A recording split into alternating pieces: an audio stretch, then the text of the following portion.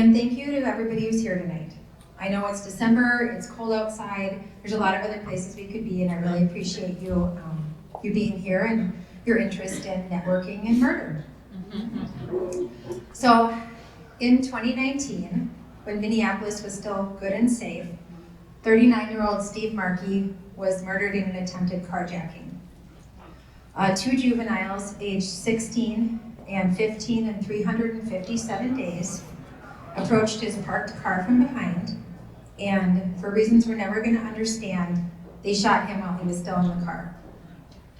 And while my cousin was scared and confused, bleeding to death, these two young men ran to a backpack of supplies they had hidden, and they changed their clothes, and they changed their weapons, and they continued about their day. They carjacked more people, they led police on a high-speed chase, and they robbed a cell phone store.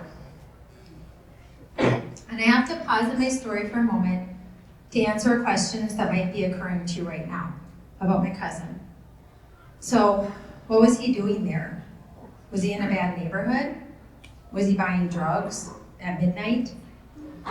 So, Steve was in northeast Minneapolis, near Bauhaus Brewery and the Ideal Diner. It was about 4:45 on Tuesday, June 11th, 2019, which was a beautiful early summer day. And he was meeting a friend to walk a dog that afternoon. And you never know how traffic is going to be going into the city, right? So he had left early, and he just got there early.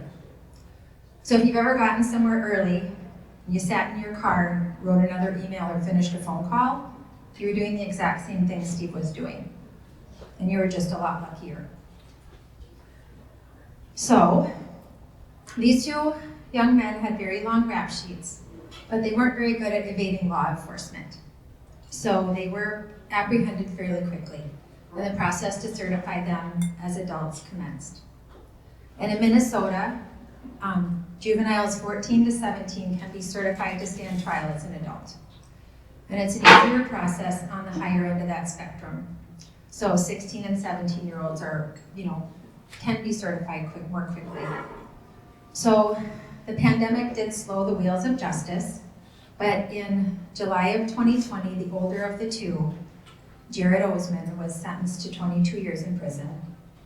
He's expected to spend about 13 and a half of those in prison, and the remainder on supervised release. And our family breathes a sigh of relief because none of this brings Steve back. His loss is a sunk cost, but we're trying to see what could come of this. So they began certification processes for the other juvenile, who was age 15 and 357 days at the time of the murder. And the process to certify him as an adult went all the way to the Minnesota State Supreme Court.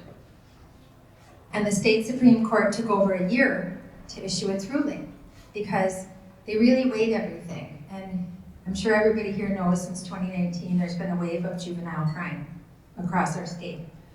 And they used our case as an example to give prosecutors and judges across our state a framework and guidelines on what you can and can't consider when you decide if a juvenile should be tried as an adult. And after over a year, when the Supreme Court did issue their ruling, they enumerated numerous reasons why the second defendant, Hussein Braveheart, should be charged as an adult. I'm gonna lose my place here, you guys.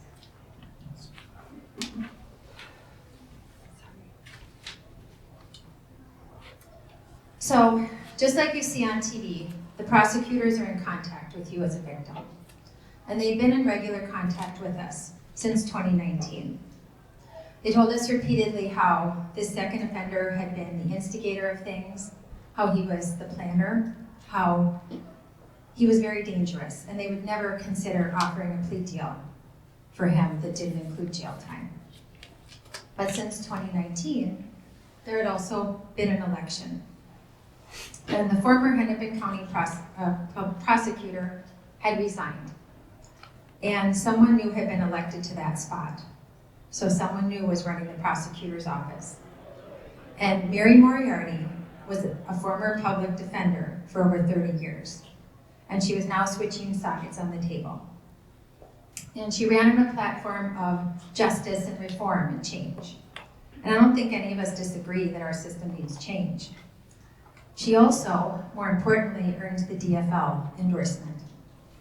And for a lot of people, an endorsement like that automatically earns their vote.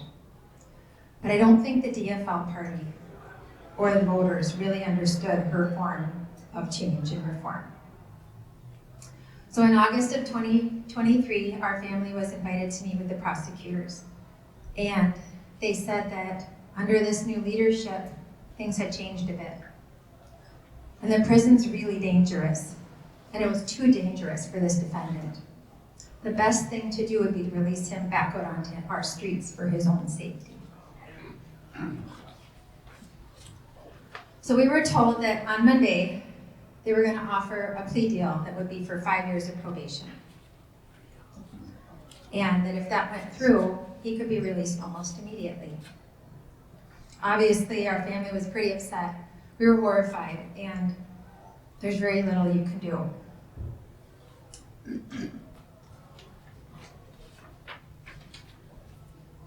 So unlike on TV, most cases don't go to trial in our justice system. There's no grandstanding by attorneys. There's no last second running in with evidence or even witnesses. The majority of cases in our system are resolved through plea deals, and they have to be, because our judicial system isn't staffed or funded to allow people to go to trial. It's very expensive and it draws things out. So judges hear plea bargains every single day, most of which are to a reduced charge. And they accept more than 95% of plea deals presented to them. That's how our system works. If a different candidate had been elected Hennepin County Attorney, we might not be in this situation, because very few prosecutors would have found this to be a reasonable sentence. And if the voters had understood what she stood for, we probably wouldn't be in this situation, because this hasn't been a political issue. I haven't talked to liberals or conservatives who feel like this plea deal was the right thing to offer. Unfortunately, she has a 4-year term, and she just started in 2022, or 2023 rather, this year. This is brand new.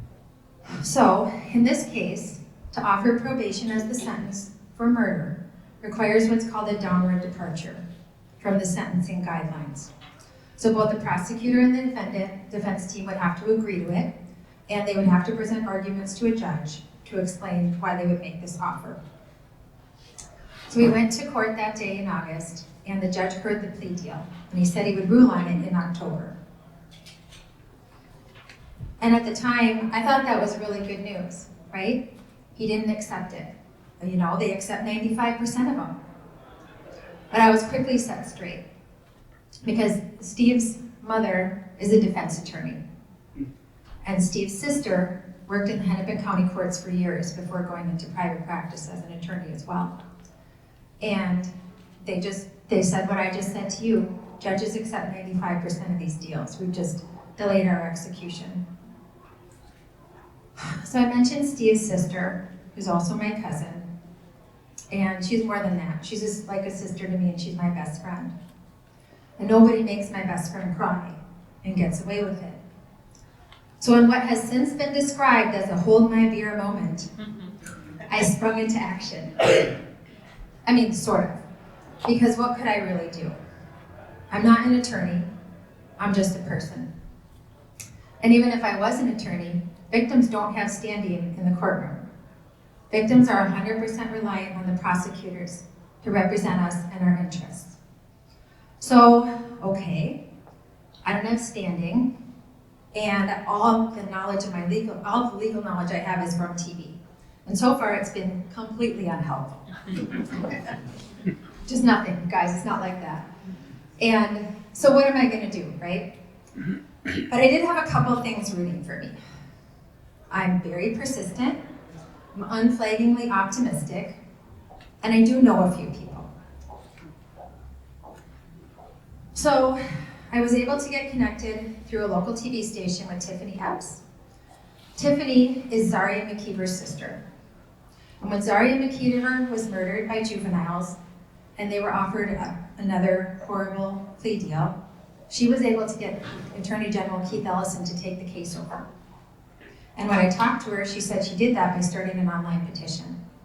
So do you want to guess what I did? I feel like this audience has gotten it because everybody here seems pretty smart. But yes, that's right. I started an online petition and I sent it out to my friends and family, and I had 25 signatures like that. And then it kind of stalled out. So I started to think of how I could get more signatures. Who else would care? Who else would sign it? And I started to realize this was dangerous for everybody I knew. It's dangerous for my friends in real estate who have to park outside of houses and wait. It's dangerous for my friends in home services and delivery. It's dangerous for parents picking up their kids and dropping them off. So I had started my own business in 2022, and I like to say when I wasn't working, I was networking. And in my first 10 months in business, I did over 300 one-on-one meetings. And I really kept up an aggressive pace on that. In addition to that, I had built a client base. So in desperation, I sent out an email to them with a petition, and I said, please sign it, and if you can, please take the extra step of sending it to one more person you care about who you don't want to be carjacked and murdered. And all of a sudden, the petition was on Facebook, and it was on Instagram, and TikTok, and Reddit, and we were slightly viral. I got 100 signatures, 250, 1,000. We had over 2,000 signatures. We got a meeting with Attorney General Keith Ellison, and he said, no, I'm not going to take the case. And that was kind of a crushing blow, because that had been my whole strategy. But I didn't have time to be crushed. So I took a day to think about it, and I took a bath, and then I decided, until the judge ruled on it, I had to keep going. There were still moves to make. So I had to go back to you, my network, with a bigger ask. And I sent out an email asking everyone to please send an email of your own to the judge and encourage him to reject that plea deal.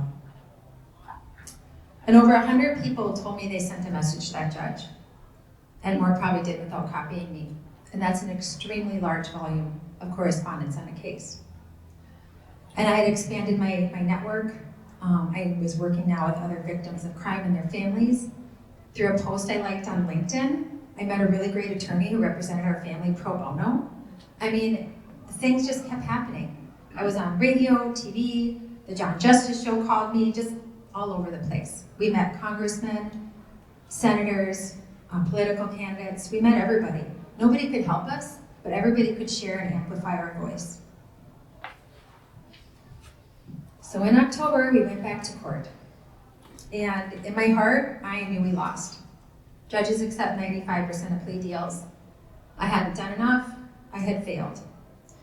It felt like walking into your boss's office when you know you're gonna get fired. Like you still have to go, and you have to sit there and listen as your whole world falls apart. And the judge's decision is on YouTube. It's about 20 minutes long, and I really hope everybody here gets a chance to listen to it, because you were right. He denied the plea deal. He rejected it for the same reasons we're all thinking, and he just enumerated them. So since then, I've had a lot of people congratulate me on getting the plea deal rejected, and I can't take that because I didn't do it. My voice wasn't loud enough, so I have to give all the credit to you, my network, because on my own, there's no way. If this had been 5 years ago when I was working in corporate America and I had 16 connections on LinkedIn, there's no possible way this would have happened. But it happened for two reasons. And the first one I do take a little credit for, because I've never walked into a room and been the best at anything. I'm not the smartest, I'm not the best educated, I'm not the tallest or the shortest, I'm not the prettiest, I'm not the strongest.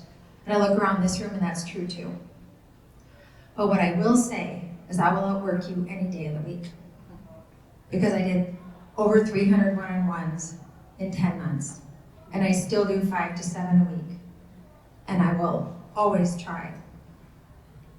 And when we think about all those one-on-ones, that's the second thing. Because you can have the best service in the best location at a fantastic price. And if no one knows you're there, if you don't know how to share your message, if you don't get the word out, then it doesn't matter. You're gonna fail. So I think if you put relationships first, if you put the relationships with your customers and your referral partners and your suppliers, just all of them, if you put those first, then you're gonna be successful. And if you forget about people, you're gonna fail. So, I guess tonight's lessons are, be persistent and never give up. If you need help, ask for it. Use your network. And educate yourself on what people stand for and what they're gonna do before you vote for them. The end.